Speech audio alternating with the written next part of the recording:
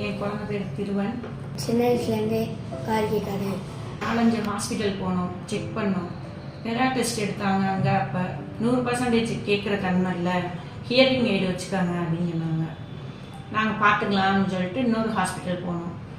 மதுரையில் நிறைய ஆஸ்பத்திரியில் விசாரித்தோம், காது கேட்காதுன்னு சொல்லிட்டாங்க. எங்கள் அத்தைகிட்ட வந்து கூகுளில் போட்டு பார்த்தாங்க, கேகேஆர் இஎன்டி ஹாஸ்பிட்டல் எங்கே இருக்குன்னு போட்டு பார்த்தாங்க, சென்னையில் இருந்துச்சு. அங்கே வந்து கேட்டால் ஆப்ரேஷன் பண்ணால் தான் காது கேட்குன்னு சொல்லிட்டாங்க. அப்புறம் இங்கே வந்து செக் பண்ணோம், கவுன்சிலிங்லாம் போனோம்.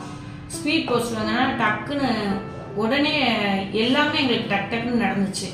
டாக்டர் ரவி சார் ஆப்ரேஷன் பண்ணாங்க. பிப்ரவரி 13, 2014 ஆப்ரேஷன் பண்ணி 1 வருஷம் இங்கே வீடு எடுத்து தங்கி தெரப்பி கொடுத்தோம்.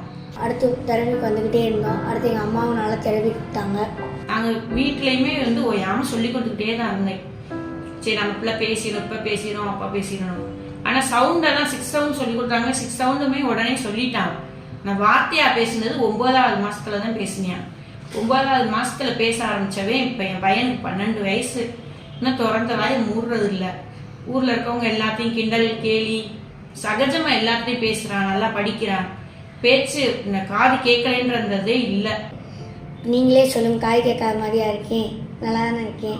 கேகேஆர் இஎன்டி ஹாஸ்பிட்டல் வந்து இங்கே இருக்க மேடம் ஹம்சி மேடம் எது ஒரு பிரச்சனை, மிஷினில் எது ஒரு பிரச்சனைனாலும் சரி பண்ணி கொடுத்துறாங்க.